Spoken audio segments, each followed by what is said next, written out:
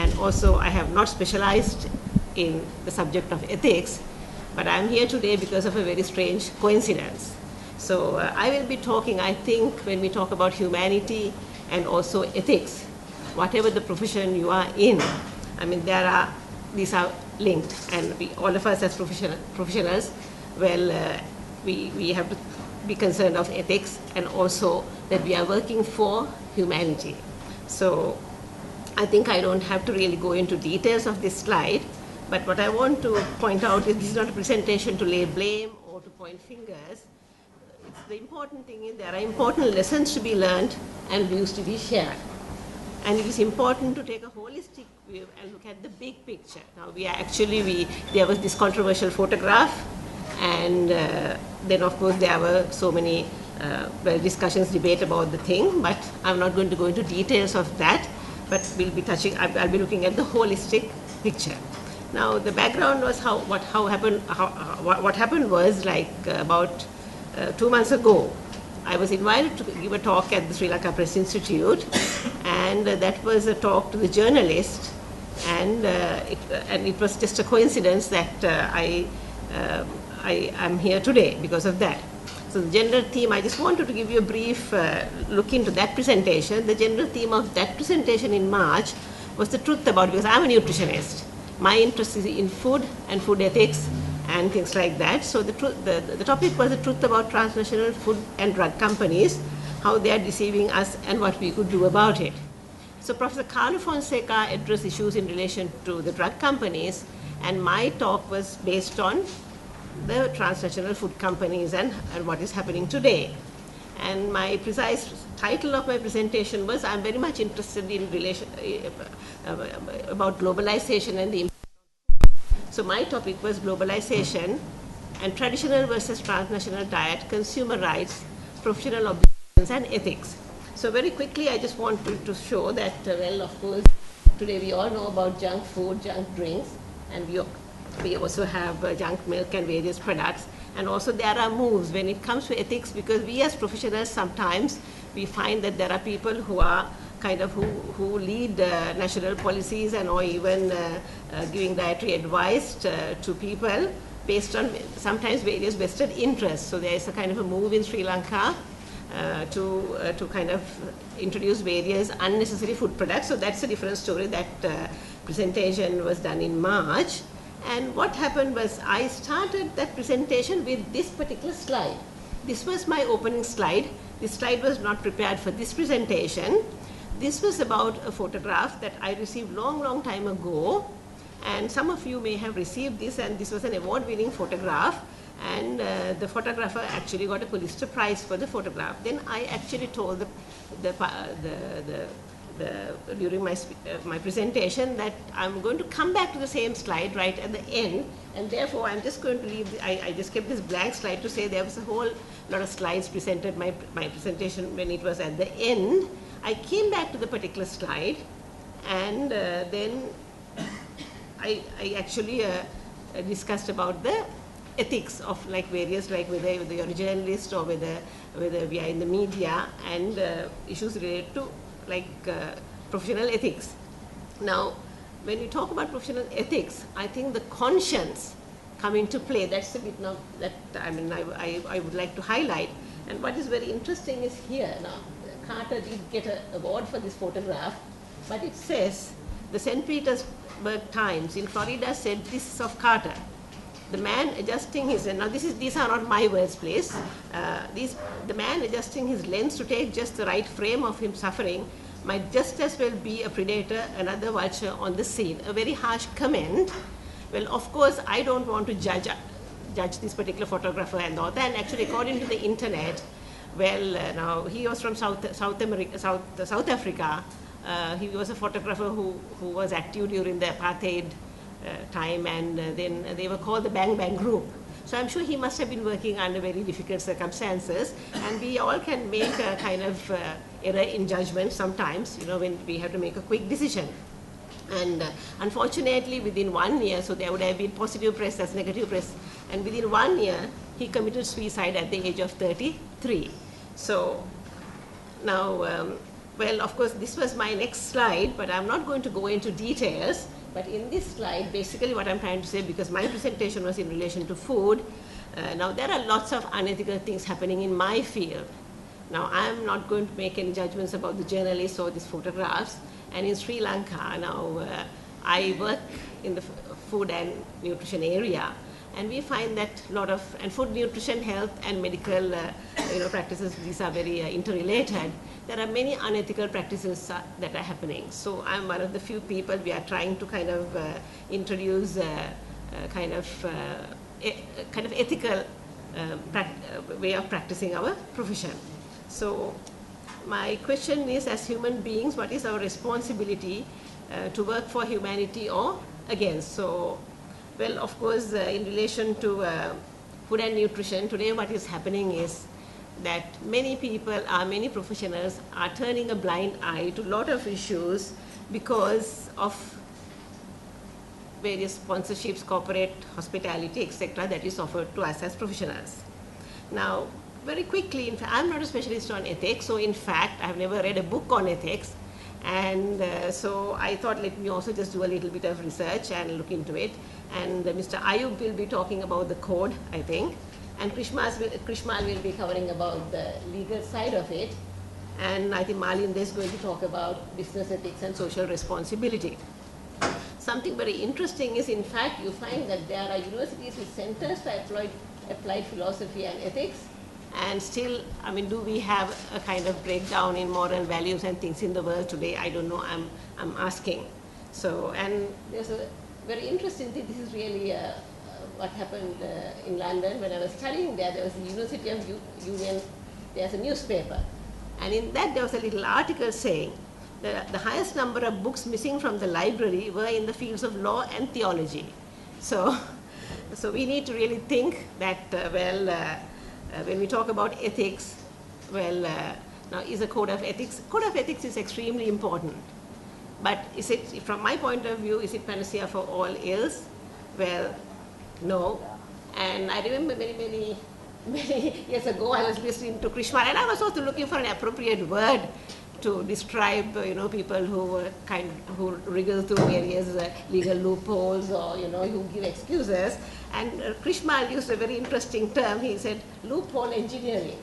And I think that is happening all the time. And then I remember that very well, and I thought, yes, I have got the right terminology. I'm not going to go into details because of the time limitations, it's a profession, but very quickly to look at and just to summarize. Now, how does the ethics evolve? Now, it's basically now at a family level or at just average social level, we talk about what is right and wrong, good and bad, and of course, I also mentioned right at the beginning about the conscience.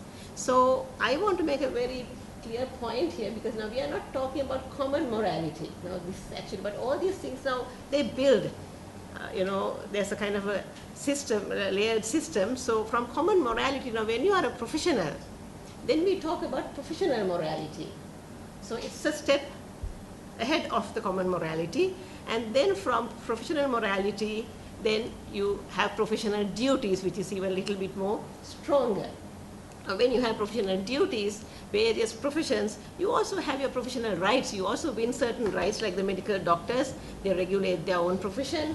So they also have certain benefits by having,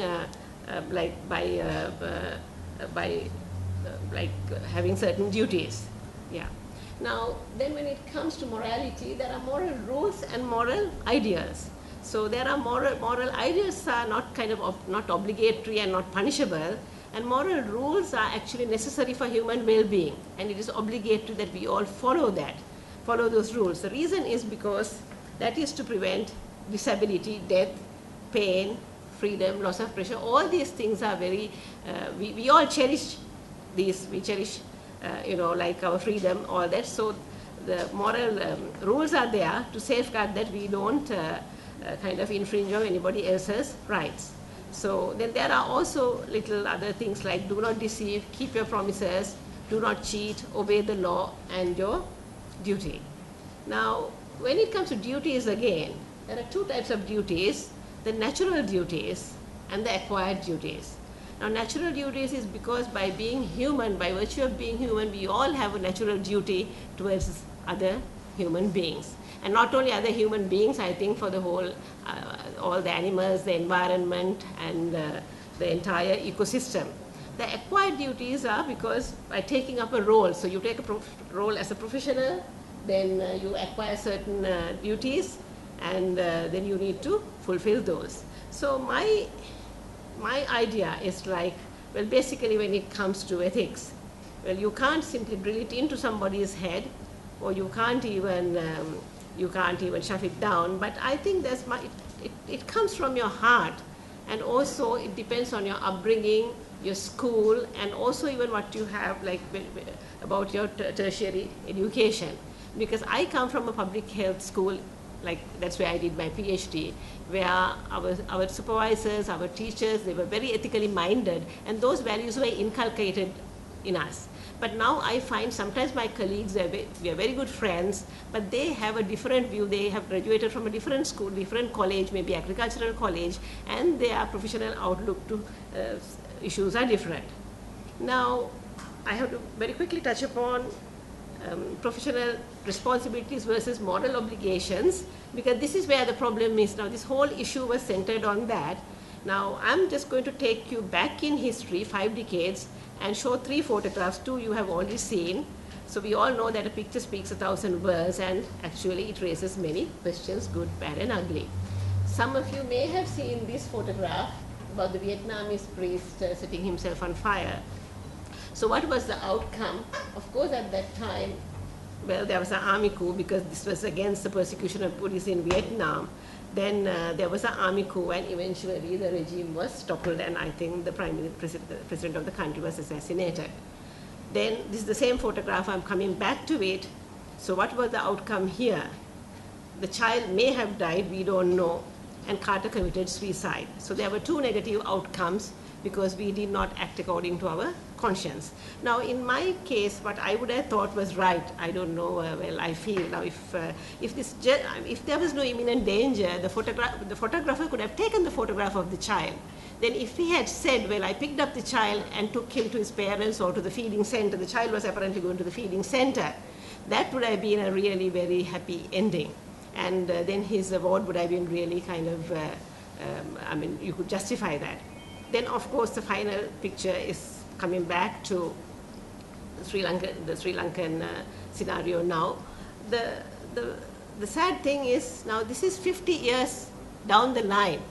The first picture was taken in 1963.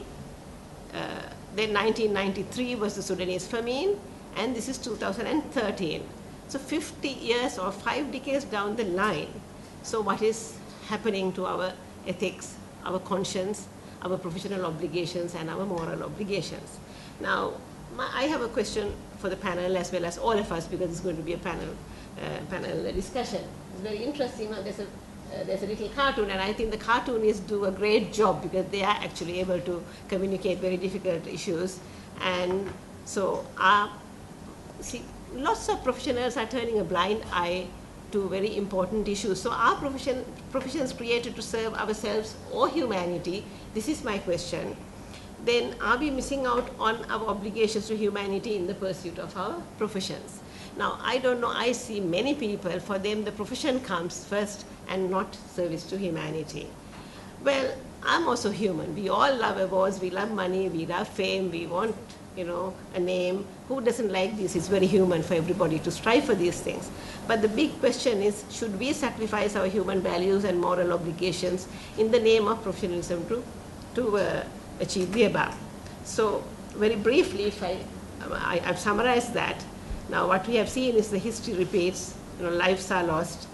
Even belatedly, now there are many lessons to be learned. My question, is it time to change things? So I'm not a journalist, but of course as human beings, we all have to answer these questions. And this issue is actually not only relevant to journalism. So I mean, if you look at all the professions from A to Z, starting from agriculture, archaeology to zoology, the problems are there. So very quickly, I mean, we all know that the medical ethics is one of the oldest ethic systems in the world. But of course, the ethics as well as the practices have changed with time. So, so this is why from time to time we need to rethink, revisit. And I would like to just highlight very quickly about now when it comes to agriculture. Now we have the CKD issue in Sri Lanka. Poor people are dying, people have been dying for decades. Research has come out, but there's a group of people who are arguing about the etiology. Etiology is very obvious because in a situation like this, you can't do a cause and effect, like trial. We have to use the available data, but poor people are dying. But there are people who are even coming and arguing arsenic is an essential element, which is not. So there are vested interests. Well, do we have political ethics? Well, or do we, forget these ethics when we enter a certain career? And then, of course, I personally know I was reading about certain issues related to archaeology. And what is happening is, we use our profession sometimes in a very blind manner because this is related to some real issues related to archaeology that I looked into. So there are very old laws and the officials are using these outdated laws, and people are actually are suffering, or sometimes there is also when there's loss of property due to these archaeological declarations and things like that, people do commit suicide as well, but these things don't get recorded, just like what has happened with the Boatte Thera. Now, I'm from the food and nutrition field, so food and nutrition ethics, where there are both locally and internationally, there are many ethical issues. Well, there's a group of people who want to justify giving genetically modified food and fortified food, etc. Well, there are scientists who argue for these kind of products, but for me personally, I have looked at the data and there is no justification. So the bottom line, what I'm trying to say is, well, of course, people, even the professionals, well, you take a different position depending. Some people take a very ethical approach, others don't. And my question again is, should we climb up the career ladder at any cost to others? And at the same time, then there is a dilemma as well. Well, those who actually don't go with the flow, sometimes you are left behind. Well, I'm not very sure whether it's a man or whether it's it's a monkey. It looks like the monkey is wondering as to what is happening. So anyway, this was one of I thought the best prefix to explain this. And well, even when you are doing the right thing, most of the time we find that we are at the receiving end because those with vested interests attack us. So, well, this is just to summarize. And I just want to finish with these questions very quickly. So, at the end of the day, well, I don't want to go into each sentence line by line, but I think I will give you just enough time to read through. So, the word mankind, by nature we are supposed to be kind, but how kind are we? Then again, last but not the least, what I want to say now, Margaret Mead was an American anthropologist. Now, the issue is, most of the time we find that it is the minority of the people who can actually bring about a change. In the world, it has always been that. Now, because you will always find that there's a big group of people who are either not concerned about issues, but there's a small group of people who are actually struggling, and well, eventually, like this Boatte Thera, who paid the supreme price in the form of his life. So, my plea is, let us not be professional predators. As humans, let us join our hands to serve humanity, whatever the professions we are. Whether you are a doctor, whether you are a nutritionist, journalist. Well, I've been in nutrition for very long, and nutrition to me today, after having 3 qualifications in human nutrition, the word nutrition and nutritious is a dirty word to me, because this is being used and abused. So I thought I will end my presentation with a little bit of humor. And today, nutrition dietary supplements, which are highly unnecessary, are marketed. And I found this as I think the text may not be very clear. So, well, and today the marketing has gone down to such a level, and unnecessary products have been marketed to the poor people, which is called marketing to the bottom of the pyramid. So, sorry. So, thank you very much for your attention. So I hope I have been able to raise a lot of issues and questions, and hope we'll be able to discuss those matters in detail. Thank you, Chairman.